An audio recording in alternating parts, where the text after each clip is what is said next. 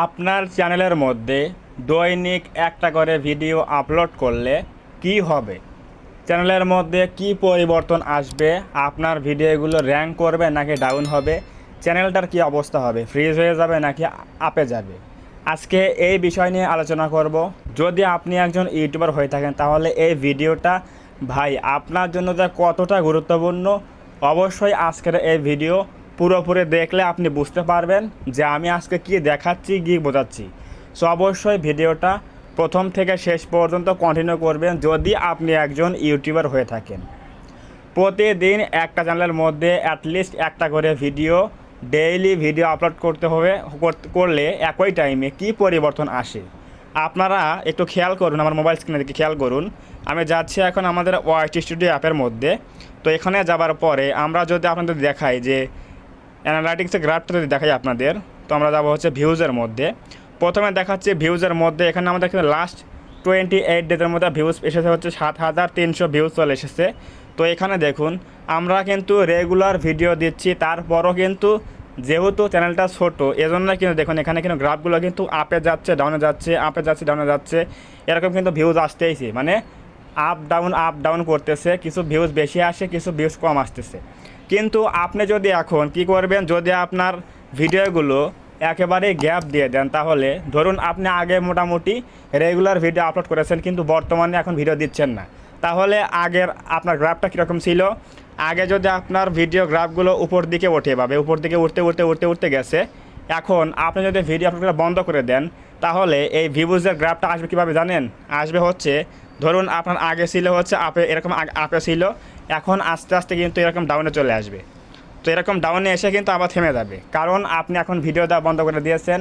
আপনার নিউ ভিডিওগুলো থেকে যে ভিউজগুলো আসতো সেগুলো কিন্তু আর আসছে না, এজন্য কিন্তু গ্রাফগুলো কিন্তু ডাউনে চলে যাবে।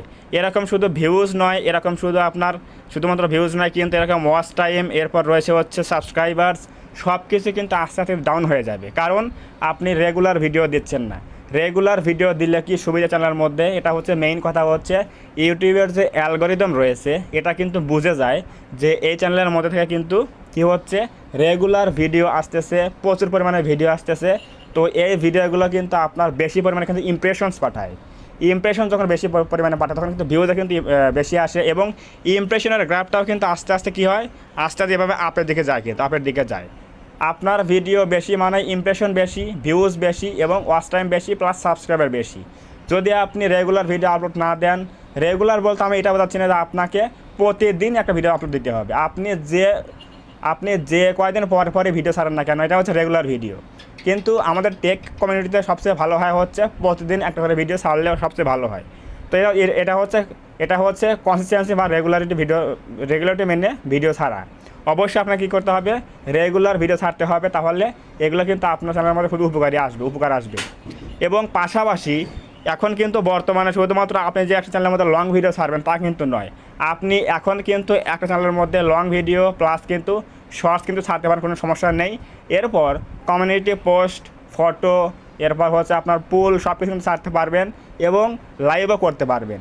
ধরুন আপনার কোনো একটা দিনে আপনি ভিডিও দিতে পারছেন না, তো ওই দিনের মধ্যে কী করতে হবে, অবশ্যই আপনাকে কী করতে হবে, লাইভে আসতে হবে। ধরুন আপনি কোনো জায়গায় বেড়াতে গেছেন অথবা কোনো জায়গাতে ঘুরতে গেছেন, কোনো আত্মীয় বাড়ি গেছেন, তো তখন সেখানে কিন্তু ভিডিও শ্যুট করা পসিবল হয় না।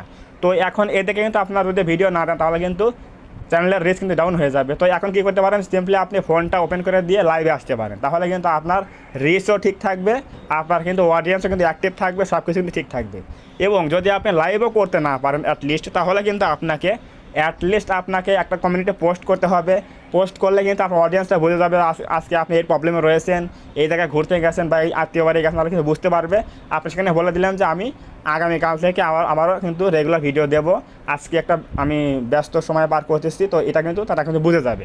তাহলে কিন্তু আপনার কমিউনিটি পোস্টের মাধ্যমে রিচও বেড়ে যাবে চ্যানেলের মধ্যে, এবং অডিয়েন্সও জেনে যাবে যে আজকে আপনার ভিডিও আসবে না, তারা কিন্তু ওই কমিউনিটি পোস্ট দেখে কিন্তু ভিডিও কিন্তু ওই দিন কিন্তু পার করে দেবে।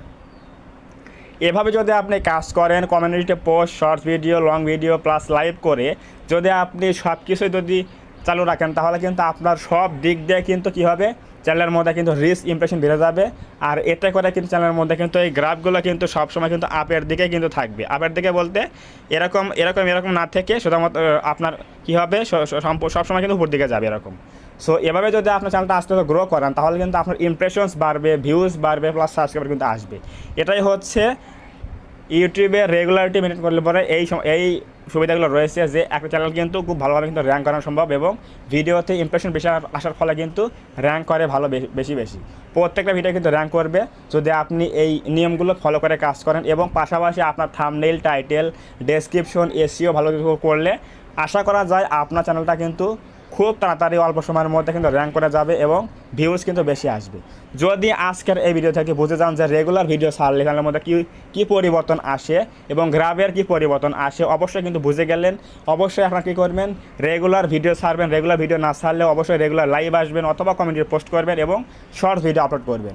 তাহলে কিন্তু আমি আশা করি আপনার চ্যানেলটা কিন্তু কখনোই কিন্তু ডাউন হবে না। এই যে views problem, zero views problem কখনো কিন্তু আসবে না। আপনার কিন্তু জিরো ভিউজ কিন্তু আসবেই না, কারণ আপনার রিচ ডাউন হচ্ছে না। জিরো ভিউজ কীভাবে আসবে? যদি আপনার রিচ ডাউন হয় তখন কিন্তু আপনার জিরো ভিউজ আসতে পারে।